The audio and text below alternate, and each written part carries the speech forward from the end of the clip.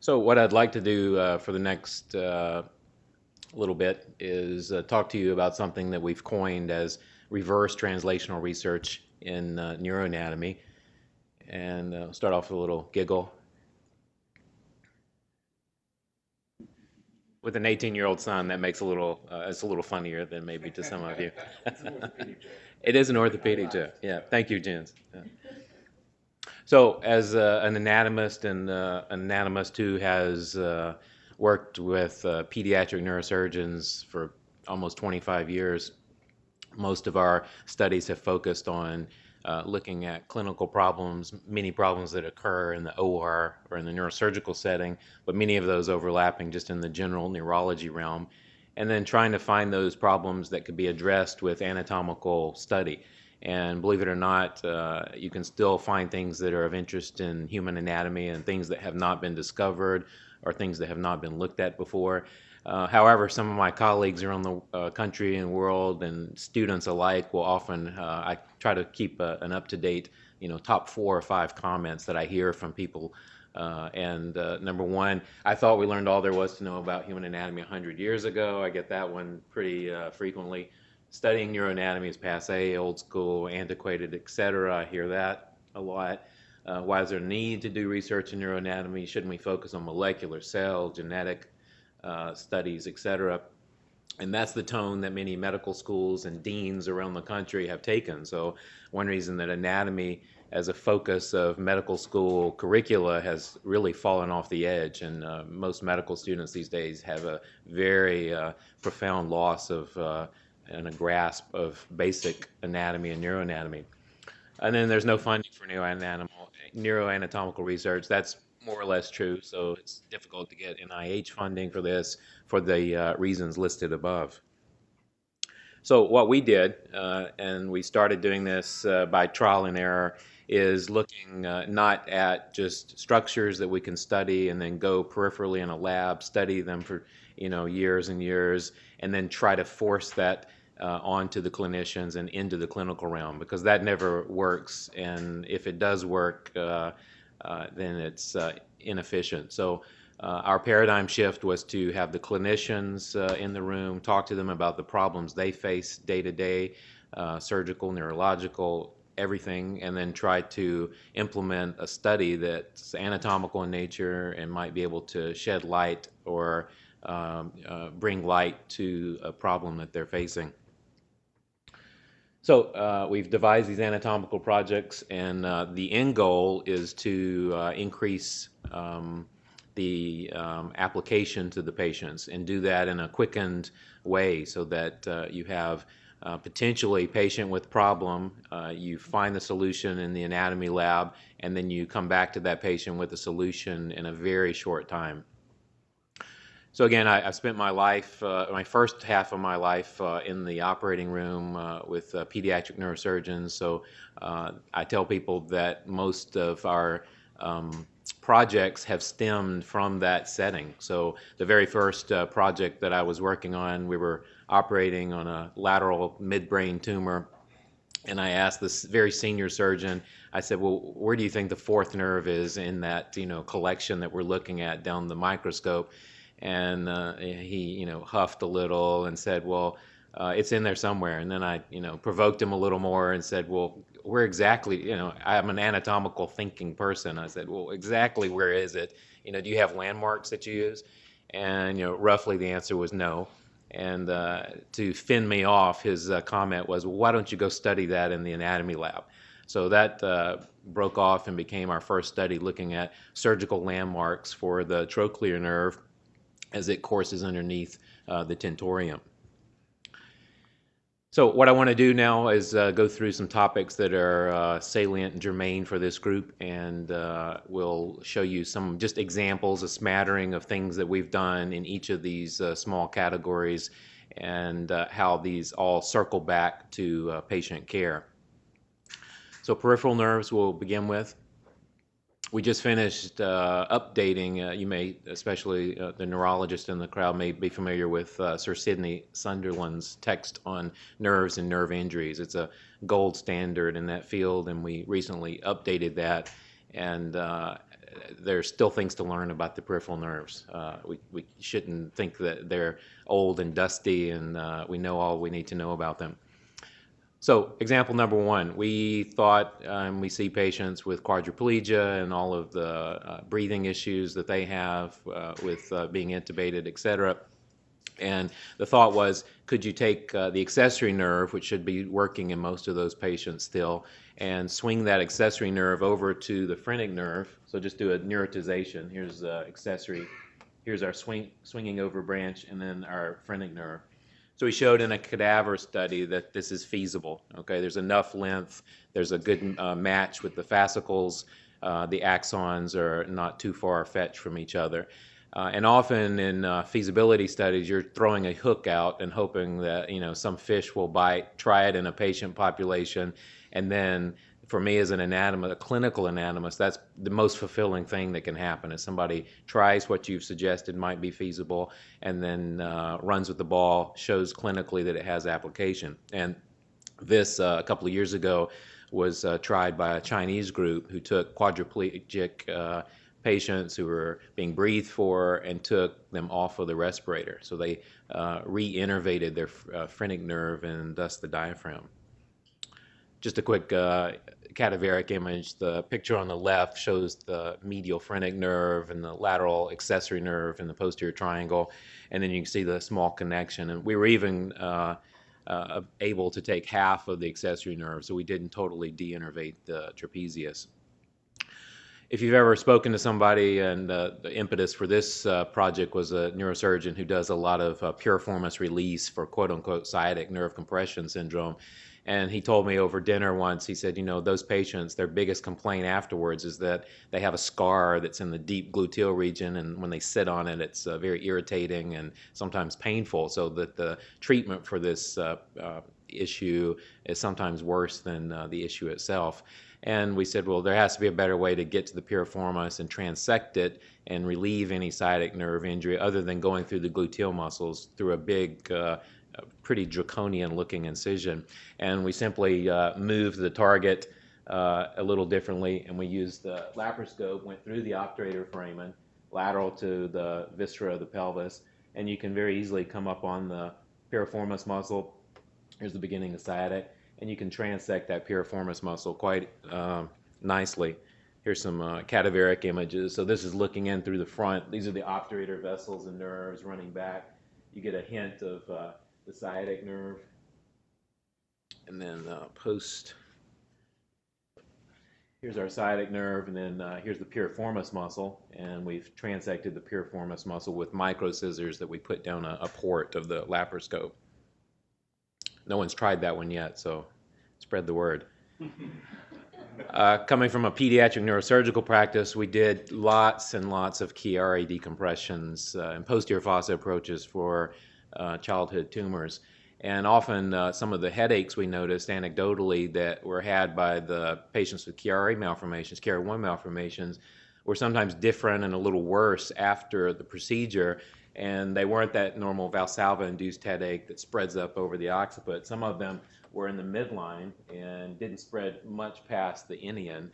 And we looked at, is there something we're doing intraoperatively that's causing this? And with some anatomical study, we realized that when we're putting our retractors in, we're putting tension on the third occipital nerve. This is kind of the stepchild of the occipital nerves no one talks about.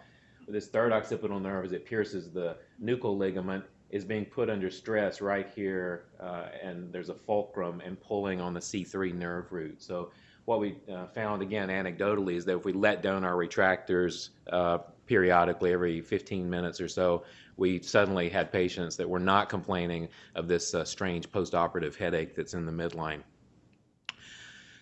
There's a need sometimes for neurotization, and often you don't have a lot of donor nerves in the region. So our idea was, the accessory nerve is a very long nerve. Surely we can disconnect it as far distally as we can find and swing it over to different places. No one had ever tried with cadaver or patient study using contralateral accessory nerve, and we showed that you can easily peel this thing up out of the back of the trapezius, pass it subcutaneously, and it nicely will reach either suprascapular or musculocutaneous nerves, and those are the two, nerves that we target during obstetric palsies that we treat with neurotization procedures. So a feasibility study. And then just I think last year, a group in Brazil tried this in a handful of patients with success and got full function back of like 5 out of 5 function out of suprascapular nerve and musculocutaneous. We've, in regard to the accessory nerve, also in working with different surgeons, and this is usually, believe me or not, over coffee or dinner, I get the most exciting types of projects. So the chair at Mayo in Rochester, Rob Spinner, is a good friend of mine, and over dinner he said, you know what, I really wish I could lengthen the accessory nerve in the posterior triangle. He's a peripheral nerve surgeon, and swing that more distally and take out the tension effect that we often see. He said, if you could come up with a way to do that, that would be golden in my practice. So we looked at, why is the accessory nerve taut or tethered proximal to the posterior triangle? And what we found is, if you look, this is the left lateral neck, here's the left ear, brachial plexus, and we see the root C2, 3, 4. Here's the accessory nerve that I'm going to outline. If you note, it's not a straight nerve that just comes out of the base of the skull and runs to the trapezius. It runs this way and then down, so it's tethered to these contributions from the cervical rootlet. So we found that by doing a dissection deep to the sternocleidomastoid, you could cut these C2 and C3 rootlets, and then all of a sudden this extension cord is extended out and gives you about 4 to 6 centimeters sometimes of additional length that you can then take that distal accessory nerve and not just be wed to going to suprascapular nerve for a neurotization, but you can take it all the way down to musculocutaneous anteriorly. The first question that should come to your mind is, what are you taking away if you cut that C2 or C3 fiber? And we looked histologically and with some immunohistochemistry, and there were no motor fibers in those branches. So hopefully there would be an insignificant consequence. And this is just a little schematic that shows you some of those connections that are disrupted. We just finished this project. This was just published within the last week, and someone asked me about the fine details of the sciatic nerve within the sciatic nerve sheath in the posterior gluteal and thigh region, and we all remember it looking like that. So this solid band that's somewhere down here behind the popliteal fossa becomes common peroneal and tibial. And we assume up here that these two within this common sheath are separate entities, and that there's not a lot of crossover. And lo and behold, when you look there, take off the sheath, this is in the posterior thigh. So this picture goes here, and we see lots of intercommunicating branches. Some of them are a little subtle like this. Some are more profound like that. So for the peripheral nerve surgeon, sometimes biopsies, et cetera, are taken right between the two branches in the posterior thigh or in the gluteal region, and they could potentially disrupt some of these communicating fibers. Some of them are somewhat of a cicatrix and complicated. This is right under the piriformis. And for the neurology people in the room, this is, I think, an interesting slide. So this is one of the specimens we looked at. Here's the piriformis, and in about 12%, the common peroneal pierces the piriformis. So this is the common peroneal coming out. This is tibial in the normal location. And then this is a communicating band, but you'd never have seen it because it was within a common sheath at that point. Better ways of doing decompress. Yes, Charlie. So when I was in private practice for years, I would get these people. Right. I did a few of those operations, but I thought they were extremely unproductive. And in the anatomical sections, have you seen something like sharply cut? I mean, we would do these neuron, I don't know how you call it, Neurography, right. all this stuff, and try to show what was being cut into and the dividends, but No, to be honest, I've never seen a piriformis that looked like it was compressing the sciatic nerve. so is that, as you might accomplish that, Next to the side joints it's way over. It's overblown. So I would definitely think about it. I'm not sure I believe. But I'm not sure it's a matter of belief, but it just seems like it is. so is it up there with thoracic outfits? That can be real, right? I've sort of I like that. Spot on. This is just a little thing for the surgeons that shows that you don't have to do a huge incision to decompress a suprascapular nerve for patients with suprascapular neuropathy. We came out with an endoscopically assisted, using a 1.1 diameter endoscope, a small little incision about a centimeter, dissect down with some digital dissection and hemostat dissection, find the suprascapular notch, and then put the endoscope in. You can see in the bottom right, that's the endoscopic view, and the arrows on the suprascapular nerve after we've just transected with a scalpel blade the ligament. A lot of times, once someone harvests your iliac crest for bony replacement procedures, spinal fusions, etc., the patients complain more with the harvest site than they do with the site where you fix their spine. And often, especially with the posterior iliac crest harvest, this is thought to be due to irritation of the cluneal nerves as they course out over the iliac crest. So we did a simple anatomical study, identified a relatively safe area that you see there in the orange color, where the surgeon could make an incision and where the concentration of those cluneal nerves is less. Let's move on and look at some studies that have to do with central nervous system tumors.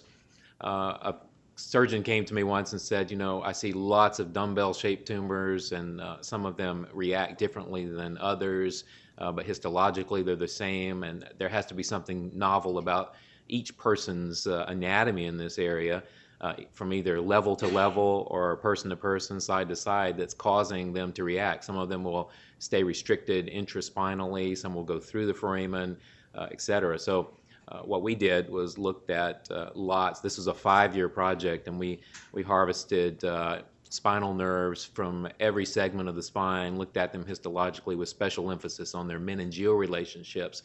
So where is your epineurium and dural fusion occurring? Where's the arachnoid and pia fusing with the perineurium and the endoneurium? And basically found with all of that data that as you move down from top to bottom, cervical to lumbar, that fusion site becomes more and more distal.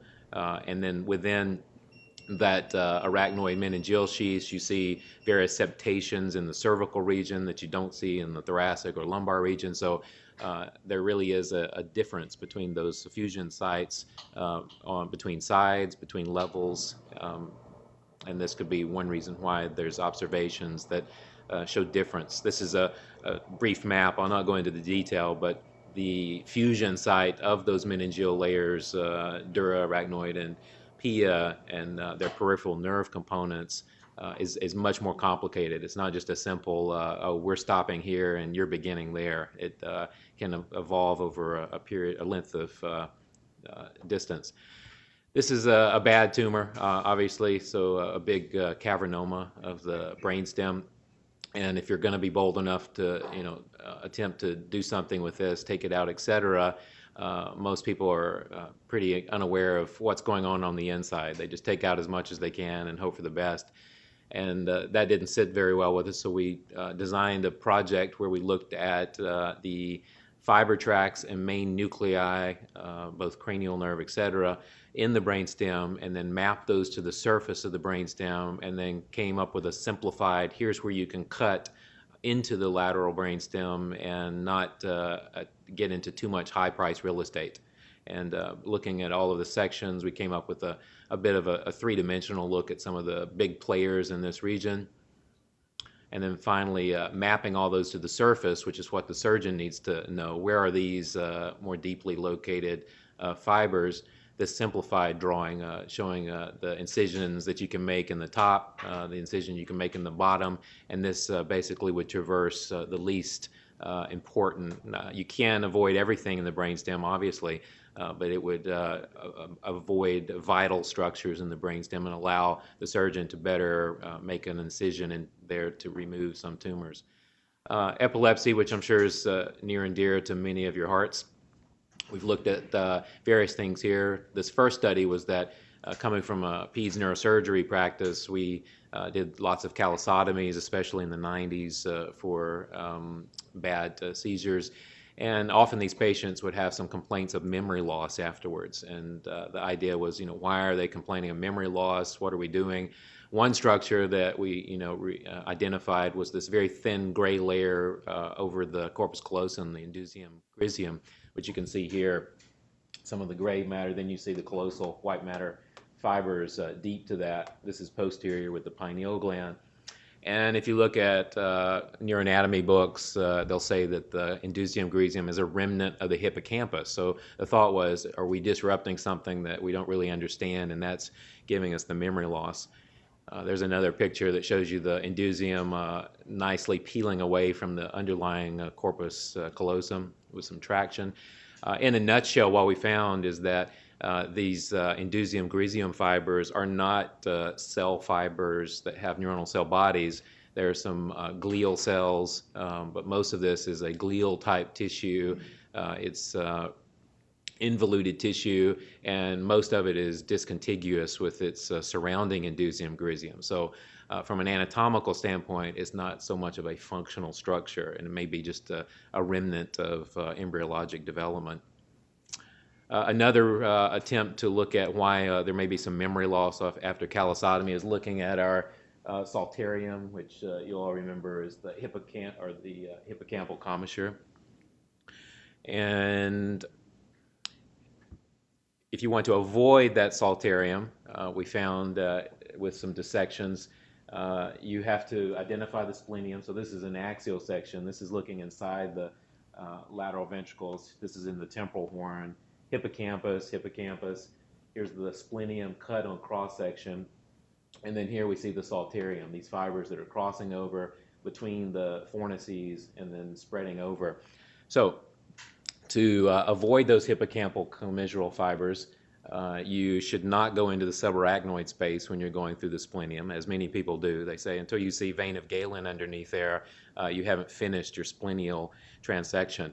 And then this study shows that the intimacy between the splenium and this saltarium is so that you should just do a partial splenial transection if you want to avoid any potential fibers in the hippocampus. For additional procedures of callosotomy, we tried to come up with less invasive approaches. This is a supraorbital approach that we tried feasibility-wise with an endoscope. So we had about a 2 millimeter endoscope that we put through a midline hole, went into the longitudinal fissure, identified the front of the callosum, and then then put a number 4 beside the endoscope, and basically could sweep back and forth all the way back to the splenium. So you can do that easily in the cadaver. We then tried that in a live pig model and showed that you could have the same effect. This was done early in my career, but we were looking for better ways. This is when vagal nerve stimulation was hot on the market, and we wanted to look for a nerve that might be similar in its neuroembryology but not supply as vital structures as the vagus, and potentially avoid some of the complications that you see with vagal nerve stimulation. So one that we found and identified and was long enough and could be envisioned to have electrodes placed around it was the carotid sinus nerve, or the nerve of Herring, as many of you would remember it. So this little branch comes down to the carotid sinus and monitors pressures there. And what we found, both in a cadaveric human feasibility study, and then we looked at tracing studies in rodents when you stimulate their Herring's nerve. We looked at tracing studies in dogs and pigs, and after about 5 years came up with a map of where these fibers, once you stimulate the Herring's nerve, where are they going and what's the potential effect more centrally. So the common pathway, as you might have guessed, is the solitary tract. And both our vagal fibers are coming up through here, as well as Herring's nerve fibers. These then, once they get to the solitary tract and to its nucleus, really spread out to multiple areas. Some of the key areas that light up the most when you look at immunohistochemistry, the insular cortex, especially gyrus longus amygdala, the basolateral amygdala. Those are the two key players as far as why, when you stimulate someone's carotid sinus nerve, are they having seizures that stop. So this is from one of our dog models, And we used focal penicillin that was placed on the cortex to induce the seizures. And then once the seizures were going and fairly aggressively becoming larger, we would stimulate Herring's nerve. Interestingly, we never had any cardiovascular effects. So a nerve that's proposed to be a monitor of pressures within the carotid sinus, you could stimulate it, you could pull on it, etc., and you could see the line at the very top. There's just no change. We also found that once the seizures were at a point we stimulated, that you really could stop those seizures. And when we compared that with vagal nerve stimulation in the same animals, the effect lasted longer and was more pronounced when you use the smaller Herring's nerve versus the larger vagus nerve. Hey, Charlie. What is it doing in the amygdala so that it makes it seizure? That's a great question. I don't think we're savvy enough to know that yet. We do know that when we blocked each of those, so we just used a lidocaine model, blocked the basolateral amygdala, we lost the effect of the stimulation. So once you do that, you show that those areas they're doing something, they're involved. We don't understand it yet. This shows you a slice through the hippocampus, and dentate gyrus and CA3 were all lighting up like light bulbs when we stimulated the nerve for long periods of time and showed, where some of the representation is. This is from the insular cortex. I think that's from the gyrus longus. Hydrocephalus, from a pediatric institution with treating kids, we treated a lot of hydrocephalus. That was probably almost a fourth or a half of our population. So we traded hydrocephalus for low back pain. And we often had patients who, if they weren't a candidate for endoscopic third ventriculostomy, which we tried to start doing in everybody over the last 10 years, then shunt was the fallback. And often they would have something in the abdomen or something in the pleura or something with the right atrium that precluded them from being a candidate. So we tried to come up with novel ways. This is a technique that actually my son came up with. I'll give him the credit. We were at dinner and he said, I need a problem to work on. And I said, well, here's a problem. Come up with another place that we can put these shunts that still works. And after some debate, he said, well, why not put it in the bone? And I'm like, oh, you can't put it in the bone. That's not going to work. And I started thinking, we do intraosseous infusions in the tibia. Some emergent people put them in the sternum and infuse crystalloid. So we tried this. We, in a cadaver model, opened up the sternum, went into the medullary space, put the catheters, and you can infuse lots of fluid into the sternum, and it just goes back into the vascular tree.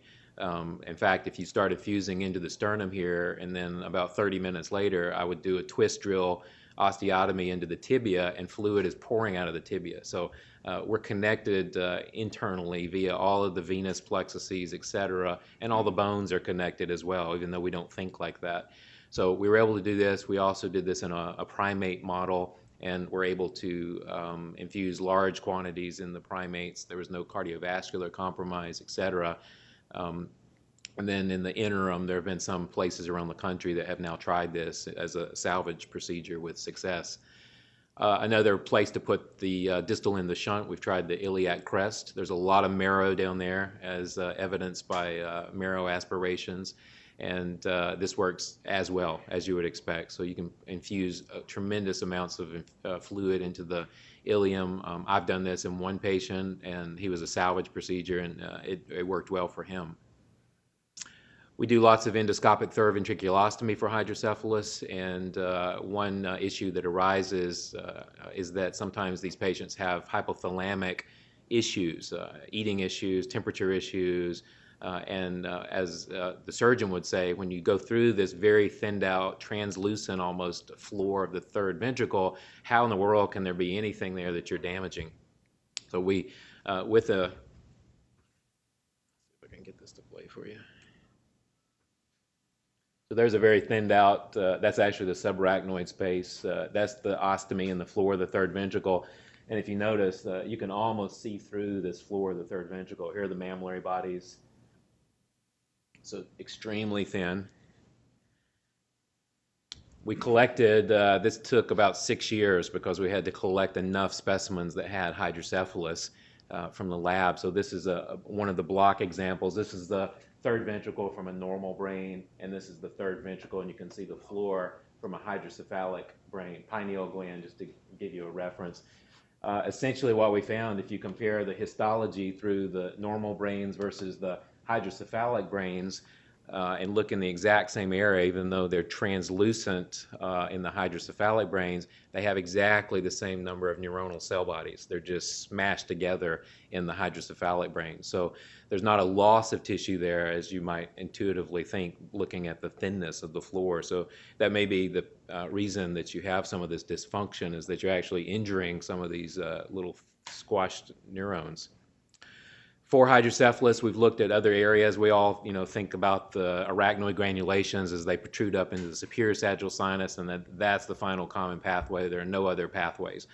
And in fact, when you look at the dural nerve sheaths of the spinal nerves, you do find histologically arachnoid villi, little granulations that are protruding into the radicular veins. And the thought was that this could be a potential backup system, or even a system that's used routinely by humans. We did some nice immunohistochemistry just to prove that these structures were indeed arachnoid villi. So here's one big arachnoid villus protruding up into this endothelial-lined radicular vein, some endothelial nuclei.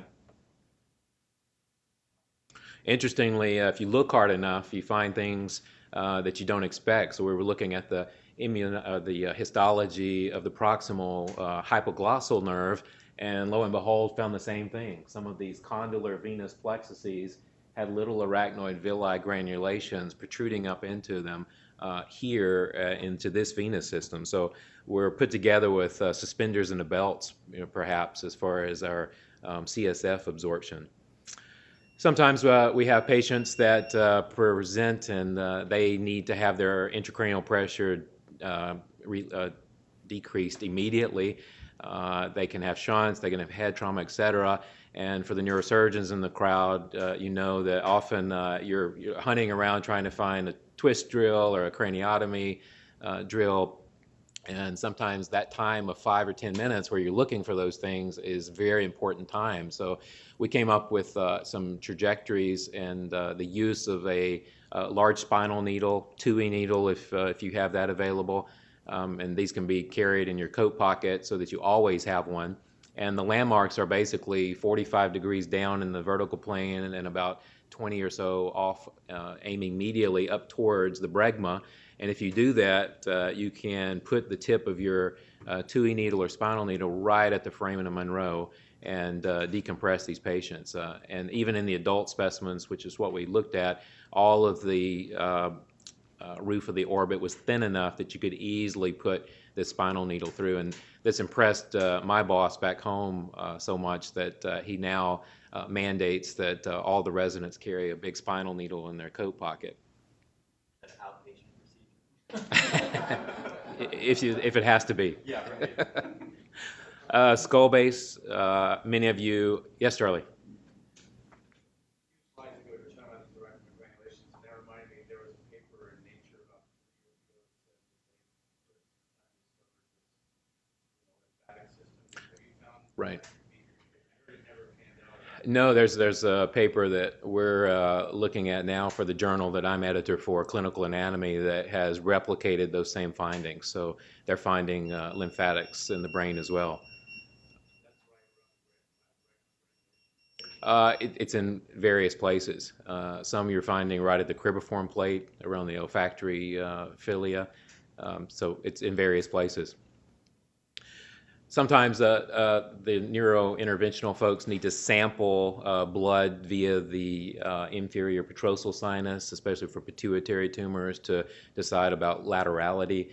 And one of our interventional guys said, we threaded up the guide wire and the angiocath, and we couldn't get into the inferior petrosal sinus. And he said that was a first. So we looked, and actually the anatomy here is odd, and there's a vessel that nobody talks about. You can find some hints of it in the 1800s anatomy literature, but it's called the petrooccipital vein. Cameron, do you guys talk about that at all? It does not come up in conversation. Yeah. So we look to see, is that thing there? Because we normally don't get into the petrooccipital groove and, over or remove some of the bone. But if you pick up the inferior petrosal sinus, no matter how big it is, and then look deep to it, there is another structure. So this is one of the latex injections. Here's the inferior petrosal sinus. Here's the jugular foramen on the right. And if you peel the inferior petrosal sinus away and nibble off a little bone, there's an equally sized inferior petrooccipital vein. And the gist of the paper was that if your inferior petrosal sinus is not patent or big enough for a catheter, you can also use this vein, which tended but was not statistically significant as far as whether or not it compensates in size when you have a smaller inferior petrosal sinus. So would that also, would that not give you a false, I suppose that one. Same, I should have mentioned that, yes. So they have the same connections. So up front into the cavernous sinus and back into the sigmoid sinus. Yeah, so they're exactly the same. So as all the learners in the room know and all the senior guys in the room know that after a closed head injury, oftentimes sixth nerve doesn't work, and it has a top of the list as far as cranial nerves that are dysfunctional after something. Olfactory nerve is probably number one. So we looked at different anatomical reasons that the abducens nerve might be more liable to not work after something that causes raised ICP, etc. And what we found, so if you look at this simplified image, so abducens nerve in the prepontine space crosses underneath Gruber's ligament here and enters Dorello's canal into the cavernous sinus. And if we look at this area more carefully with microdissection, what we found is that the sixth nerve, as it pierces into the dura of the skull base, every single time has an additional meningeal envelope around it that tethers it. So there's a point of constriction of the nerve here. Here's the meningeal envelope that's been opened. That's the abducens that's been pulled over. So our hypothesis was that this nerve here is tethered so that if there's any movement of the brainstem or within the prepontine space, it can't give like was once thought. We've also looked at some reasons for recalcitrant trigeminal neuralgia. And if you look closely enough, and if the surgeon's done decompression, vascular decompression of the portia major, often, based on our study, the portia minor carrying the motor fibers had these small little filamentous connections. So although the surgeon may be lifting a vessel off of this superficial trigeminal portion, they're missing little fibers that could potentially carry pain over through the major. And that's a schematic view that shows some of our findings. Those connections could go medial, lateral, lateral, medial, just as shown here. Another interesting finding that might have something to do with recalcitrant trigeminal neuralgia is often we don't think of bony compression of the trigeminal nerve as a reason that you get the neuralgia. This is an older picture, but what I noticed in some of our skull bases is very rarely you would see a little bridge of bone here that's in the tentorium, and then basically it's a bony ceiling for Meckel's cave. And we hypothesized that that could potentially be pressing down on the trigeminal nerve as it goes into Meckel's cave. So when we looked in the lab at a number of cadavers, we dissected down. This is the trigeminal nerve here on the right, and we found this is the petrous ridge, and this is the little piece of tentorium, and normally that carries the superior petrosal sinus. But when we looked at the specimens and we harvested just this little segment and looked at it under the microscope, it is bony tissue. So very frequently, the ceiling of Meckel's cave is converted into a bony, almost foramen, and that's a potential site of compression for that nerve. Let's see. So considering the superior petrosal sinus, we've looked at some of its different morphologies based on observations in the lab. This is more of embryologic interest, but normally, as I mentioned to you, superior petrosal sinus courses over in that tentorium above Meckel's cave. However, based on our findings, sometimes the sinus would go underneath the nerve, and sometimes it formed a complete ring, a venous ring around the opening, the porous Meckel cave. And if you look at an embryological slide and pick out where is the superior petrosal sinus in early development, it's this little ring. So in some of our specimens, we're finding an embryological remnant of what the superior petrosal sinus used to look like. We've looked at corridors for entering at the skull base posteriorly, so Troutman's triangle is often used, and we basically did a morphologic study to see if we could predict on imaging the necessary size of this opening that's between the sigmoid posterior semicircular canal and the superior petrosal sinus, and is used to go from the posterior cranial fossa into the middle cranial fossa. And that morphological study was done, and it gives you some predictive information for designing surgeries.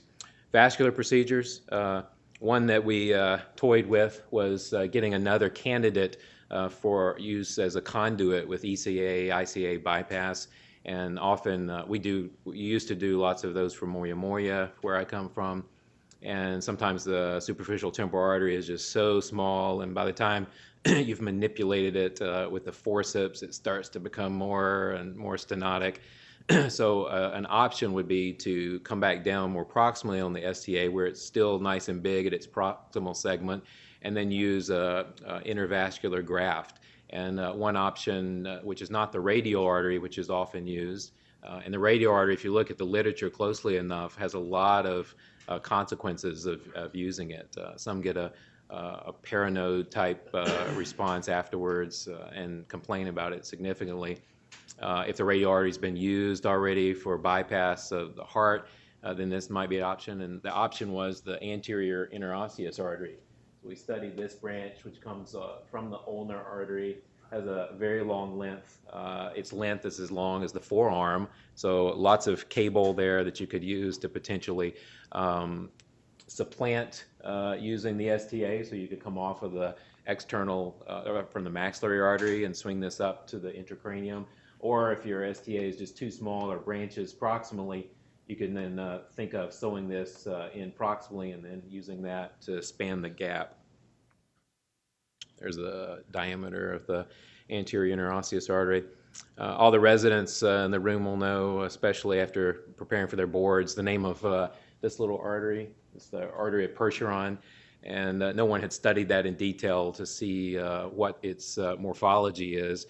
So as you all know, this gives blood supply when it's present to both thalami and also some of the mesencephalon, and it gives a very characteristic image if it strokes, where both thalami are necrotic on the imaging.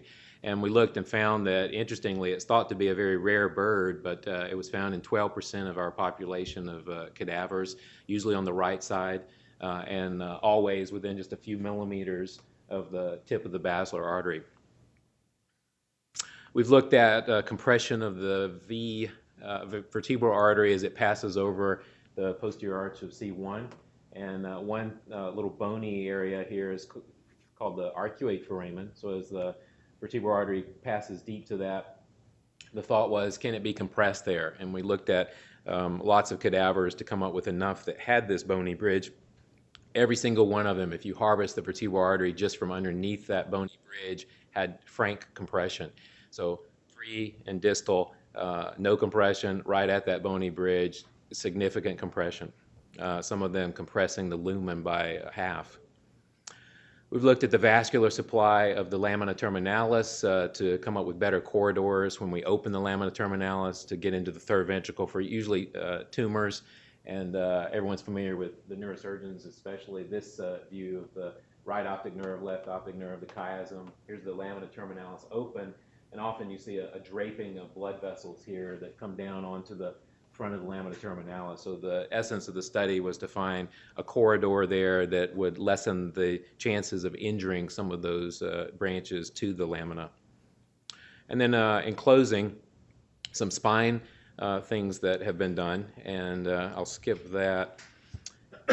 A group of engineers approached me and said, you know, we're looking at the flow of CSF from the intracranium into the spinal subarachnoid space, And our modeling, when we apply this to Chiari patients, is giving us numbers and results that we didn't expect, and are not jiving with what the clinicians are seeing.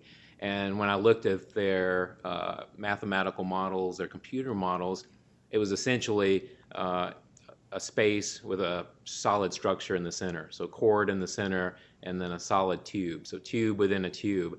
And I said, you know, there are more things in that subarachnoid space than just the spinal cord. So when we started to slowly add additional anatomical structures, for example, the arachnoid trabeculae that you can see here beautifully, this is the dura that's pulled away a little bit, so epidural space. This is cervical cord with our rootlet, spinal nerve. So when you add these arachnoid trabeculae, and then when you add denticulate ligaments, when you add the trajectory of the rootlets, you can start to put together a more, and this is based on all of the anatomical data, you put together a more sophisticated view of rootlets, dentate ligaments, and trabeculae.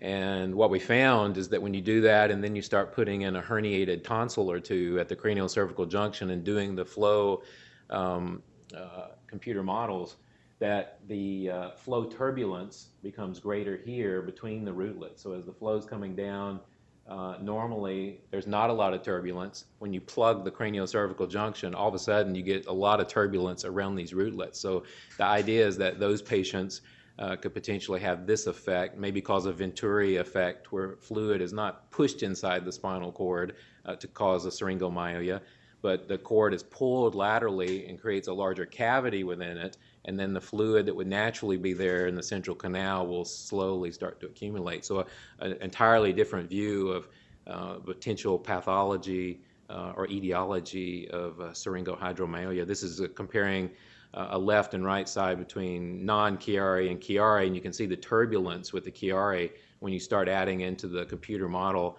herniated tonsils and then the other structures that live in the subarachnoid space of the spinal canal.